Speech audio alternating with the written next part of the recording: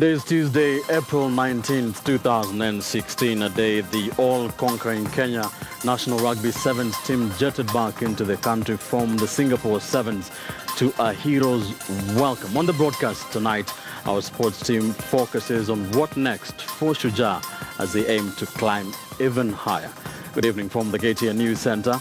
I'm Ben Kitili. KTN Prime begins now. Now, Shujaa's arrival back home from the Singapore Sevens, where they lifted the main cup title, does not mark a time to celebrate, but a time to build on the win ahead of the last two legs of the World Seven Series in Paris and London. The triumphant team arrived to a heroic welcome that has halted activities at the Jomo Kenyatta International Airport as well as the busy Mombasa Road. Take a look.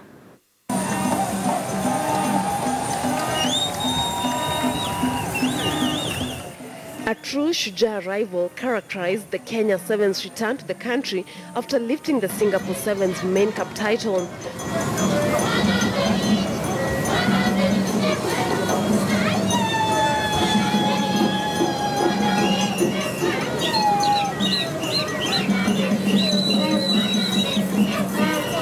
Song and dance, the Kenyan way of welcoming champions.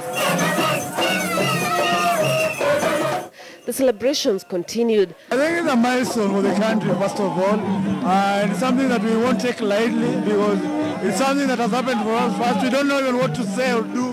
We're just excited to be here and we're glad. For us, it's fair enough. It's fair enough, and I think we're able to play. We've played all those other teams, and we'll be able to play them in the coming tournament, hoping things will be better. It's a reward for all of us that have sacrificed time and sacrificed a lot in our lives.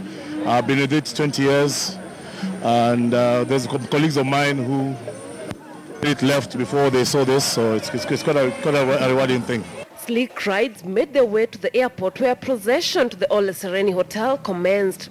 Outriders made sure Mombasa Road, that is synonymous with heavy traffic, was clear.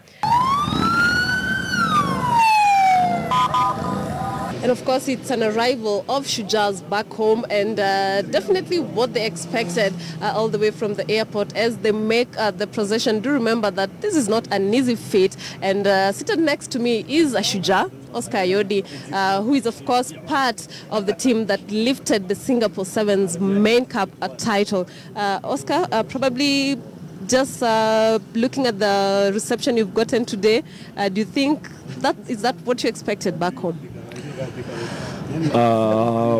It's not what you expected, but Kenyans have really showed us love with the outcome and with how they've received us, and we are quite happy for what we have achieved, and we pray that there are many more to come, and we are praying and hoping that there will be better things to come in future. But how we've been received, it's epic, it's phenomenal. I think it's you can't use words to express what joy you feel right now. There can only be one champion, and it is Kenya! Players are still in a celebratory mood after the Singapore main cup win, the first main cup win by the Kenya Sevens team that came 114 tournaments later. I've played with very good guys who've left before they've done it. So first of all, it's huge honor. I give it all up back to those guys who've played before me, and the guys who wear the shirt on the day to win the cup. So it is a mix of feelings.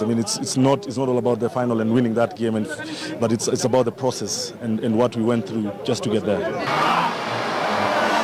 The celebrations will, however, not last long, with focus slowly shifting to the last two World Sevens legs in Paris and London next month. For now, the celebrations continue. History has been made here in Singapore. Lynn Washira, KTN News. I thought I'd never see that dance after winning a main cup. Congratulations once again to Shujaa, and all the best in the remaining two legs of the IRB Sevens World Series. Now, switching gears, parents may find the next story to be good news, but broadcasters and advertisers have been left scratching their heads for solutions. The Kenya Film Classification Board has announced new guidelines that could see betting game advertisements as well as political commentary shows banned from airing on national television. According to the board, the guidelines to bring back sanity on the airwaves. The guidelines will also see advertisements on condoms and alcohol aired past 10 p.m. on TV stations. KTN's Timothy Otieno has the details. The advertising sector in Kenya could be heading for strenuous times ahead after the Kenya Film Classification Board on Tuesday came up with stringent regulations meant to streamline the sector. Effective immediately, all advertising content deemed to promote betting activities in the country may not see the light of day, almost quite literally. Commercials relating to betting have been classified as unsuitable for airing during the watershed period, which often runs from between 5 a.m. and 10 p.m. What we have outlined are the principal guidelines governing advertising, and governing specific ones like betting because of the influence it has, the likelihood of misleading the youth and children to think that you can get rich quick, you can use shortcuts. Just bet one day and, you are there. We'll be looking at the substance, the message it is conveying, and the impact it has. The Kenya Film Classification Board will not tolerate any commercials containing statements that offend the sensibilities of any racial or religious group. The board also seeks to regulate advertisements that promote, justify, or glamorize such lifestyles and behaviors as homosexuality, promiscuity, juvenile delinquency, and drug abuse. Debates, talk shows, dialogue, or even visuals suggestive of sex shall not be broadcast on radio or TV. All commercial announcements for condoms or other contraceptive products will also not be aired between 5 a.m. and 10 p.m., with the ban extended to advertisements that feature semi-nude or nude men and women, as according to the board, these may undermine the importance of family values. These guidelines take into account the fact that children's ability to distinguish between fact and fantasy will vary according to their age, and that children in general tend to be imitative by nature. The content regulator seemingly laying down the law, having recently required Coca-Cola to edit out a scene in a TV advert meant for Kenyan audiences after the board deemed it inappropriate for the Kenyan market. I think we are entertaining a lot of nonsense in the name of liberty, and I think it is time somebody stood for what is right for this society and for this country, especially for the sake of our children. Advertisers have been asked to steer clear of advertisements that contain graphic or indecent language and explicit images. Political TV and radio talk shows that demean other political figures using derogative language shall not be broadcast, according to the board. Now, these guidelines extend also to content displayed on billboards across the country, even as the Kenya Films Classification Board seeks to tighten its grip on the advertising sector in the country, which it believes has slowly gone rogue. Timothy Otieno, KTN News. That story brings us to our big question discussion tonight. That is what we are seeking to indulge you on. Tell us what you think. Our big question tonight, we are asking you, do you support the banning of airing of contraceptive advertisements before 10 p.m.? What do you think? Tell us your thoughts by SMSing them to the number 22155. You can also tweet us at Ben_Kitili, at KTN News, at KTN Kenya. The hashtag is KTN News. We shall be reading, sampling your texts and tweets during this live newscast. Even as broadcasters and advertisers began contemplating their next move after those new tough rules, the High Court in Nairobi made a major ruling which is now being celebrated by bloggers and internet users in Kenya. Justice Mumbi Ngugi declared Section 29 of the Kenya Information and Communication Act that used to target them unconstitutional. According to Judge Mumbi, the section cannot stand since it goes against the Constitution, which gives Kenyans freedom of expression and speech. Section 29 prohibits anyone from sending a message using licensed telecommunication device that will be offensive or false for the purpose of causing annoyance, inconvenience, or needless anxiety to another person. Many bloggers and social media users have found themselves in court for statements or pictures posted on their pages. Many individual Kenyans have also been arraigned in court over text messages deemed offensive. Meanwhile, the Kenyan Opposition Coalition for Reforms and Democracy Court has told of President Uhuru Kenyatta over his weekend warning to politicians over hate speech and incitement. Court Management Committee co-chairs James Orengo and Johnston Muthama have dared the president to effect the directive telling him that Kenya is no longer in an era where everyone would catch a cold whenever the president sneezed. KTN's Duncan Haimba now reports.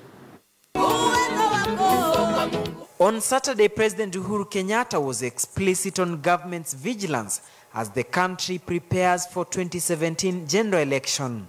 Anybody who will threaten the peace and the stability of Kenya for political ends will face the full force of the law. Viongozi mujue ya kwamba ni nyinyi mutaumia. But in a rejoinder, the opposition seems to be laughing off the directive. The legal framework is very limited for the President of the Republic of Kenya because we are no longer living in those times when the President would cough and everybody catches a cold. I think those days are gone, and they're gone kabisa. The opposition has also criticized the President over his remark that no other Kenyan would be tried at the International Criminal Court. Our extent of engagement with the ICC is not time-bound by the pronouncements or proclamations of the President. Tumeweka mkataba ule unaunda ICC. Na kama Wakenya tunasema kwamba hii sio jambo la kuamliwa na mtu anayekaa katika kiti cha urais. Ni jambo linaamriwa na Wakenya wenyewe. On Saturday, the opposition coalition will be at the historic Kamkunji grounds in Nairobi for what it terms as a consultative meeting with Kenyans before they storm IEBC offices on Monday to demand an explanation from the Commission on the fate of Okoa Kenya referendum push. The purpose of having the meeting on Saturday is a preparation for an engagement with the IEBC, this time not on their terms, but on our terms, because we have done everything possible that we can do in accordance with the Constitution. Kama wanafikiri tutakaa kwa masaa matatu, tutakaa kwa siku 30 kwa subiri. Tutatumana maji, tutatumana ndizi, tutaletewa pale, tutakula pale, na tutakaa kungojea majibu yao. The Kamkunji meeting comes barely a week after CORD's weekend meeting in Kibra, an indication that the opposition could be gearing itself for a series of political rallies in the capital. We will engage you on our terms is the message CORD is sending to the Independent Electoral Boundaries Commission in what appears to be a never-ending battle between the poll agency and the opposition. Duncan Haimba, KTN News, Nairobi. CORD and Jubilee may be facing off on all other matters, but there is one issue which now threatens the major coalition parties in Kenya, with many aspirants lining up for lucrative election positions. The race for nomination slots and the political parties promises to cause friction and even fallout within both CORD and Jubilee alliances. In some cases, even the slot for the presidency is a matter for much acrimony, as KTN's Moremi Mwangi now reports. In 2017, ninataka nitoe Oparanya ndio Waluya wajue. Nataka saa hii Bwana Khalwale nikuambie mimi niko tayari kufezu wewe. Clash which mirrors the nomination headache biting within both CORD and Jubilee coalition as non-political heavyweights go head-to-head for key elective slots, particularly the gubernatorial seats ahead of the 2017 general election. A bulletproof strategy would be for the party leaders and the coalition leaders to call all the people who are interested in running for a particular seat, tell them we are going to commission independent research, and all the candidates agree that they'll respect the outcome of that research. But again, the second question comes in, who is going to do that research?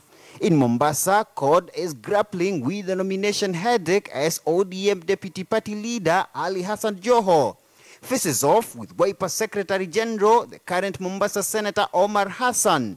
None of the two is willing to back off.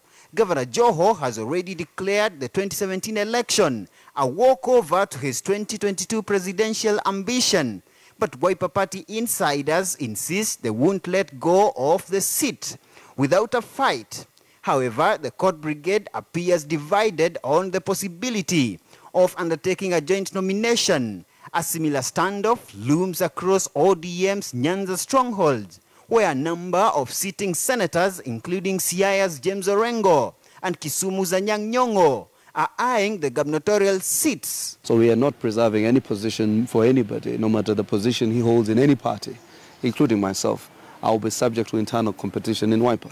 And that is what democracy is about. So it is not just a question of people sitting somewhere and imagining that because I come from this area, then that area should be belonging to my party. There is nothing wrong fundamentally where you have very diverse constituencies like Mombasa to have a Wiper versus a Ford Kenya versus an ODM because of the demography. But things are not any rosier even in the ruling Jubilee coalition, where a number of sitting leaders and even aspiring political heavyweights have been expressly unwilling to board the soon-to-be-launched Jubilee Party wagon, fearing that the party may not accommodate newcomers. In Meru, a bitter standoff looms between Governor Peter Munya and Senator Keraito Murungi, who is one of the chairpersons of the Jubilee Party Steering Committee, a state of affairs that has replicated itself in Murang'a County, where various political heavyweights, among them Deputy Governor Gakure Monyo and Kegumo MP Jamlek Kamau, are said to be scheming to grab away the coveted seat from Governor Mwangi wa Iria. 2017, mimi nitaomba kura. Those proliferation of small parties came because the nominations were not done right. There was a lot of rigging, manipulation during the nominations. The Jubilee Party is all-inclusive, more so to the aspirant, and this word of free and fair nominations should really we should really ensure that all the candidates are given an equal opportunity. Now, with both Jubilee and CORD itching to clinch a majority of the gubernatorial and parliamentary slots in the coming elections, both coalitions are under intense internal pressure to resolve the nomination headache ahead of the 2017 general election. Muremi Mwangi, KTN News, Nairobi. So with KTN for the best coverage of the head-to-head battles for the nominations for various positions in different political parties. Controversial businesswoman Josephine Kabura, who was accused of being one of the masterminds of the 791 million shillings fraud at the National Youth Service, was today interrogated by the Ethics and Anti-Corruption Commission detectives, where she maintained that she stands by her explosive affidavit. Kabura was accompanied by lawyer Samson Nyaberi, who drafted the affidavit. The lawyers filed an application at the High Court seeking orders to stop his arrest and prosecution following claims that the affidavit was falsified. But during today's interrogation, Kabura is reported to have told the EACC detective that she stands by all that is contained in the document, dismissing earlier claims. Affidavit is here. His law firm, Nyaberi, is present. The advocate who signed, who saw the affidavit, who commissioned is here. That is just it, Aroma. I did not. The affidavit still remains the same as the one that you submitted? Yeah, it remains the same. It remains the same. So what happened? What happened? We've clarified. We have clarified what they wanted. Nothing more to add. So among the new regulations by the Kenya Film Classification Board is that betting companies will not be allowed to advertise between 5 a.m. and 10 p.m. On the big question tonight, we are asking you, do you support the ban of airing of contraceptive advertisements on TV? Tell us what you think. SMS your responses to 22155 and tweet us at Ben_Kitili and at KTN News at KTN Kenya. Shall be sampling them later on KTN Prime.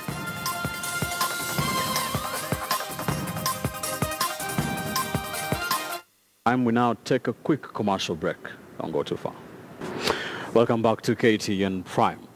Now let's take you to the county of Kakamega, where we have been reporting of a story about the Kakamega Hospital, where Kenyans have been enraged by the situation depicted in pictures on the internet showing patients at Kakamega Hospital sleeping on the floor on pieces of carton as their mattresses. When KTN News visited the hospital, the administrators defended the institution, saying the national government has failed to pay the hospital up to 40 million Kenya shillings owed to them. KTN's Robert Wanyonyi has the details. This is the situation at the Kakamega Provincial Referral Hospital. Congestion being the order of the day and patients forced to sleep on cartons as their mattresses. Inside the hospital, we encountered a more shocking situation with more than 20 patients in Ward 2, 6, 7 and the amenity ward temporarily turned into a special ward. The situation is appalling. Tutoke tukuje right on the ground, right in the ward. Hapo tutaweza kuona kweli vile wagonjwa wako kwa vitanda aina gani, wamelala aje, wanatibiwa aje. The medical officer in charge, John Akoto, was however trying to escape blame, saying the situation has been caused by the national government, owing the health institution close to 40 million Kenya shillings. Patients sharing when there is a lot of space. Yeah, that one is not, I think now it's in the ambit of the county government, because they are controlling the development activities in the hospital. So we're just left with them to run the recurrent. He said the hospital is providing services that the locals are not paying for, singling out the government's free maternity program as one area in which funds are yet to be allocated. I believe they are doing what is required of them. But at least still we are not in a cost. We get one at night, at least we are supposed to have two. Yeah. So we have a lot of for the whole ward. And I'm telling you, we have 50 patients, one nurse. But the explanation wasn't well received, with Ms. Oparanya and a section of patients accusing the medical officers of pure laxity in their duties. Wanakakamega kweli kuna huruma, kuna masitikiko sana. Vitanda havina matandiko, vitanda havina malezi, madaktari wengine hawako, ni wachache. With governors from all over the country expected in Meru for the devolution conference, the health sector is expected to come under sharp focus, with many residents in counties accusing the governors of failing to handle the matters in the health sector. Robert Wanyonyi, KTN News, in Kakamega. It is a story we will continue to keep an eye on here on KTN News. Now, those issues facing health institutions in the counties will form part of the agenda for the 3rd Annual Devolution Conference, which kicks off in Meru County tomorrow. KTN's Karen Derry is already in Meru, from where she filed this report.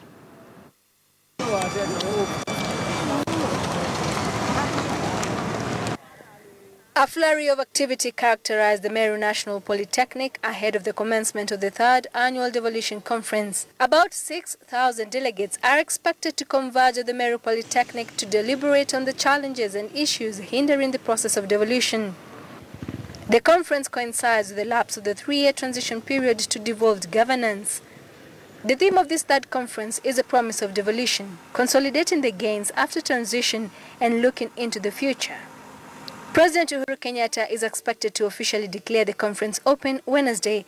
He is expected to officially open the newly refurbished Meru County Assembly and Chambers before proceeding to the Polytechnic for the conference. 20 governors are already here, and by last night, 11 speakers of the National Assembly were already in town. Namibia's Prime Minister Sarah Kugongelwa is expected to be the event's chief guest at an event that will draw representatives from all the 47 county governments, the national government, the civil society, and other stakeholders. Currently, getting accommodation in Meru is nearly impossible, as hotels are fully booked while others have doubled their rates. It's intended to focus on the journey we have traveled as a country in entrenching and evolve the system of government, because we want to avoid failed starts. Devolution is a concept that was intended to bring services closer to the populace, but has also so far been marred by a myriad of challenges. The conference is expected to be dominated by issues surrounding finance, such as the financing model. Many county governments claim that the process of obtaining funds from the national government is troublesome due to the bottlenecks and long processes involved. We have been asking the National Treasury to balance between the so-called technology and the urgency of also delivering services. The content of the deliberations expected to be carried out during this conference is issues to do with the financial model, because most county governments led by the governors have been complaining that once the money is set aside by the national government, it takes a long time and a lot of processes to reach the county governments, therefore interfering with development projects. And they hope that after these days of deliberations here at the Meru National Polytechnic, they will have found an answer to enable easy and faster ways of service delivery. Carol Derry, KTN News, Meru County.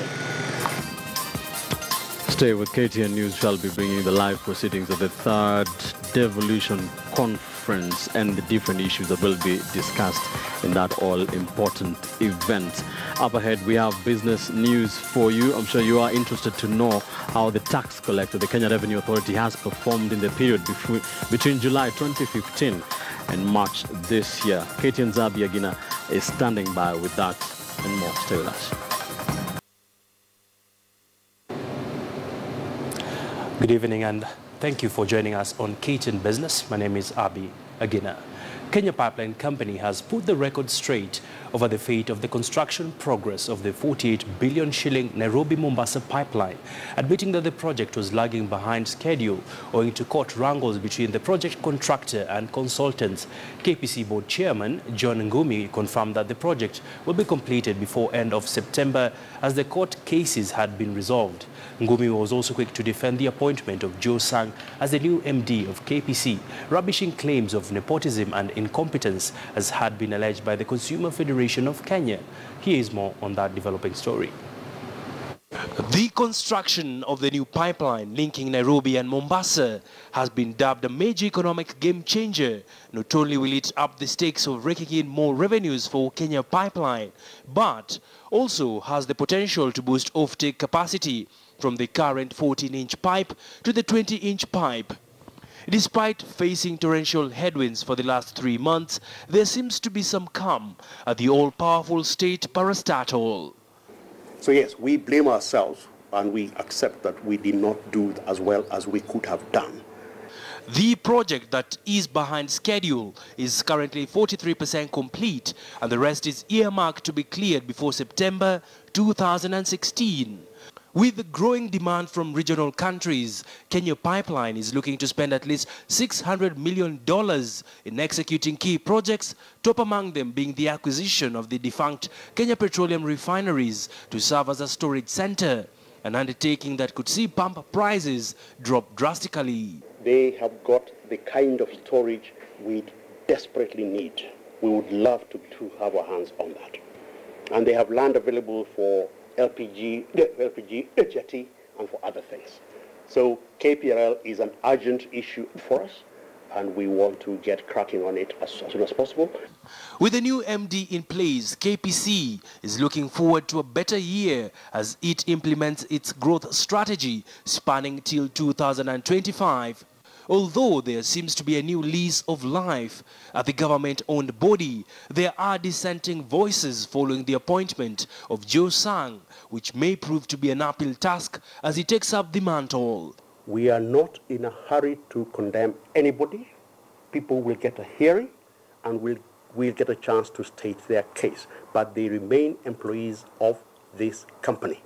Consumer lobby group COFEC had raised the red flag over Sang's appointment, terming it nepotic, as Sang was not only underqualified but did not have the administrative experience for the job. It is true there has been instability at the very top of KPC. We believe we found our man. With an employee base of about 1,700, only 2% are below 30 years of age, raising hard questions on succession planning at the Kenya Pipeline. Abi Agina, KTN Business.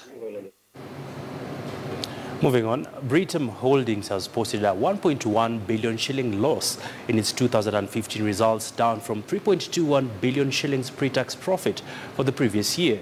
The loss is attributed to falling asset values due to a slowdown in securities market. Despite the loss, Bulletin, a financial services company, posted increased revenue from insurance at 40% to 19.6 billion shillings, lifting total revenue to 38% to 20.32 billion shillings. Insurance is seen as a growth area in Kenya, where less than 10% of the population have any form of cover. Bulletin incurred a loss of 2.84 billion shillings on its financial assets from a gain of 4.1 billion shillings in 2014. Bulletin says that total assets rose to 77.63 billion shillings from 72.4 billion shillings, while it posted a loss per share of 0.5 shillings from 1 shilling and 31 cents and in 2014, and recommended a dividend payout of 0.3 shillings and changed from previous 2014. The Nairobi Securities Exchange's main NSE 20-share index lost 20% last year. Well, from matters to do with insurance, let's now shift gears and talk about taxation. While the Kenya Revenue Authority today announced its 9-month performance with growth of 11.7% between July 2015 and March 2016, against a target of 20.9%. And as Joy Doreen Bureau reports, the taxman attributes failure to meet its targets to challenges in collection of pay-as-you-earn, among other income taxes. The taxman to net tax evaders at the port, intensified audits and leveraging on innovation could explain the 11.7% growth in revenue collection in the last 9 months to March of 2016. Half of the year was not very strong. We did, for the half year to December, 9.8%. The taxman witnessed mixed performance. Overall domestic value-added tax had a choking surplus of 23.2% against the target of 12.2%. Domestic excise recorded 22.1% in collection, above its target of 21.8%. However, pay-as-you-earn was 7.3% below target, posting revenue of 12% against 19.3% target. What you have seen in 2015-16 is mixed performance. Very strong growth in some areas, ahead of targets. For example, VAT, up to date, we're chalking up a surplus of almost 8 billion shillings. Import duty tax and import declaration fees recorded the biggest shortfall in customs and border control taxes due to 26% decline in oil input value and depressed cargo volumes, with the tax body admitting that uncollected tax lies in the counties where multinational companies have attached businesses. The banking sector, from which KRA collects a big chunk of its revenues, has experienced slow growth in the past 9 months due to internal and external factors that have in a way affected its revenues through bad loans. Kenya Revenue Authority is also carrying out staff vetting and lifestyle audits to eliminate traces of corruption within the revenue collection body. Joy Doreen Bira, KTN News.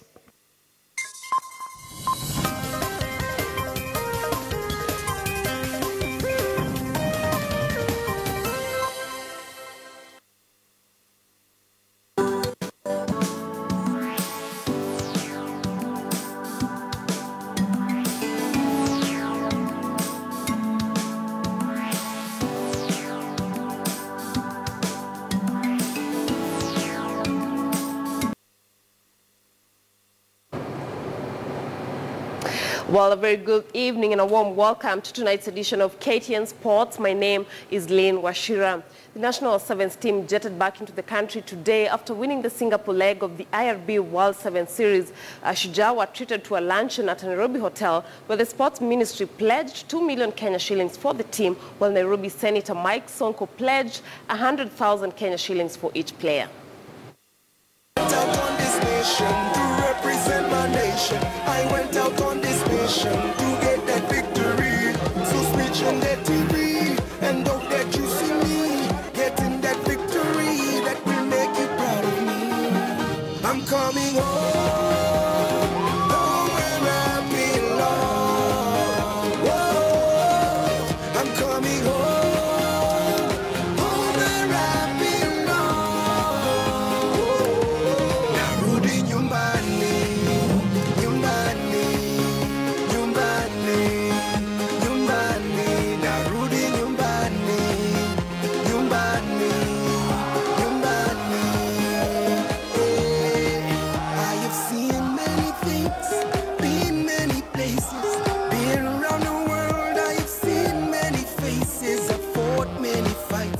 is very important now is the Olympics, performing well at the Olympics. And I'm very passionate about it because I'm not here beyond another season, beyond the next season after that. And I'd already promised my players that this is a big thing for us. I was very humbled to get back onto the saddle whilst this was possible. And I think it will be a very good gift for both myself and those that have played before to win the Olympics. Our main goal is winning the Olympics. Yeah, but we are also aiming on winning the two remaining legs. I think what's important today, it's all about the 12 people who took the pitch first of all on that particular day, and they deserve all the credit, because that was an exemplary performance, on and off the pitch. And to the management, Benja and his team, it's been an amazing tournament, and they've actually brought everything together. I went out on this mission to represent my nation. I went out on this mission to get that victory. So switch on that TV and hope that you see me getting that victory that will make you proud of me. I'm coming home, home where I belong.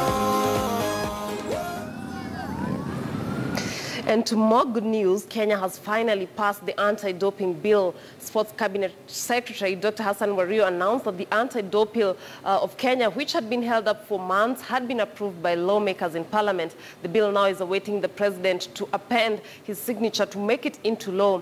The anti-doping law is one of the things Kenya need to have in place by a final date of May 2nd, which is the deadline to avoid being declared non-compliant by WADA's global code. It calls for prison sentences in some cases for using or providing performance-enhancing drugs. Kenya risked a ban from the Rio Olympics after failing to beat two deadlines. And moving on to some other news, Kenya has been locked out of the return match for this weekend's Africa Youth Under-20 qualifier against Sudan due to age cheating. The return leg match was slated for this Saturday at the Kasarani Stadium. Football Kenya Federation Chairman or President Nick Mwendo confirmed having received communication from the Confederation of African Football over the suspension for fielding overage players, but promised that the decision will not affect future age bracket teams, but only the Sudan match.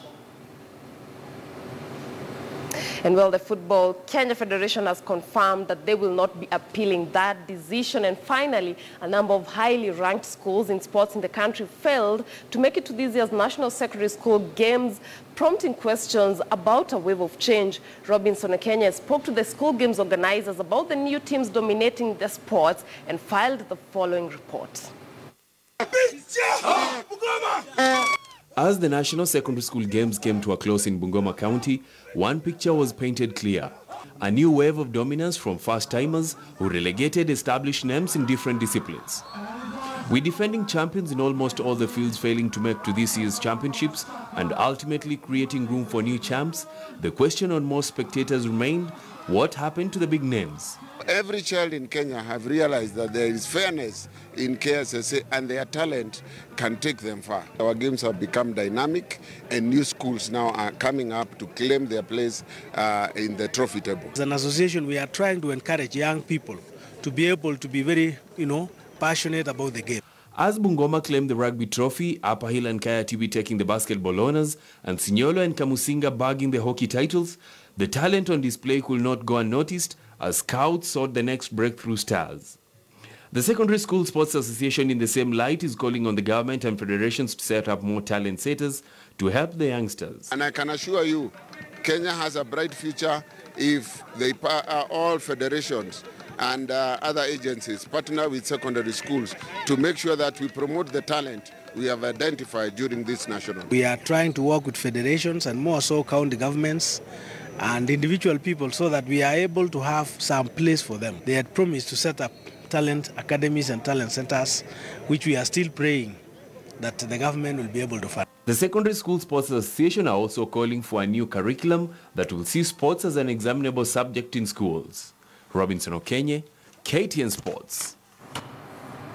And further afield, the fund drive for Team Kenya's Rio Olympics participation has continued to attract sponsors who can now breathe a sigh of relief after Parliament passed the anti-doping bill of Kenya.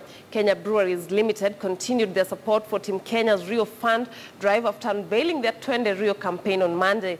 The breweries company unveiled a limited edition of Tusker Gold Edition that will see part of the proceeds from the sale of the Tusker Gold Edition go towards the team's preparations for the Games. The partnership between National Olympic Committee of Kenya and Tusker has so far been instrumental in ensuring that teams got to attend qualification events without a hitch, further helping them inch closer to the Rio Olympics. Campaign dubbed Twende Rio. And the brand we've launched today, Tusker Gold, for every shilling we get from that one bottle, we are going to contribute to the brand.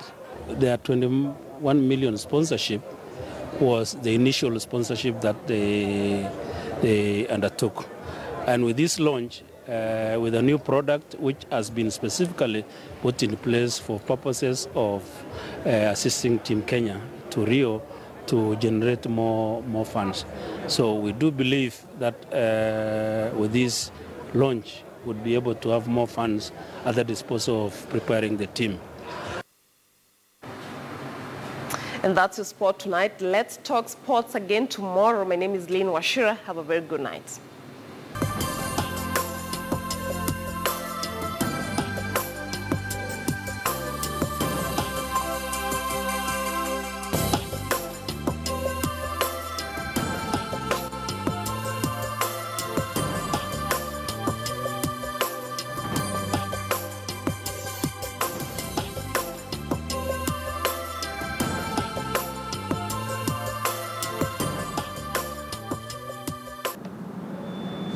Hey, thanks for staying with us here on KTN Prime. On the big question, we were asking you about the new regulations by the Kenya Film Classification Board, where they are banning advertisements by betting companies as well as contraceptives. We did ask you, do you support the ban on the airing of advertisements for contraceptives on TV before 10 p.m.? Very quickly, to some of your views, Kelvin came on Twitter, says, no, it's overstepping their mandate. The ever controversial and irritating advertisement brings jobs and revenues. Nathan Aurora says, no, knowledge about contraceptives should be to all people of all ages in the modern world. War on Twitter says, although the adverts are embarrassing, especially when we're with the parents, it goes a long way to enlighten the youth. Another one here says, ironically, Sono Wasa says, ironically, TV stations are not the #1 media choice to many young souls. They still remains unregulated. Crispus Washira says, yes, users are strictly adults. However, KFCB has no control over the time children retire to bed. Dominguez Mwema says, yes, I absolutely support. Anyone who wants information about contraceptives should go to the hospital. Frederick Okango says, airing of such advertisements before 10 p.m. should be banned. Family values must be upheld. K-Sun on Twitter says, you cannot instill or motivate good morals by keeping people in the dark in the digital era. Thank you for participating in our big question discussion. So many of your tweets and texts, and for joining us on KTN Prime. Up next is Sophia Wanuna on KTN News with the last word, expounding more on this particular topic, on what the Kenya Film Classification Board have done. Be sure to join her for that. Thank you for watching KTN Prime tonight. My name is Ben Kitili. Good night from the KTN News Center.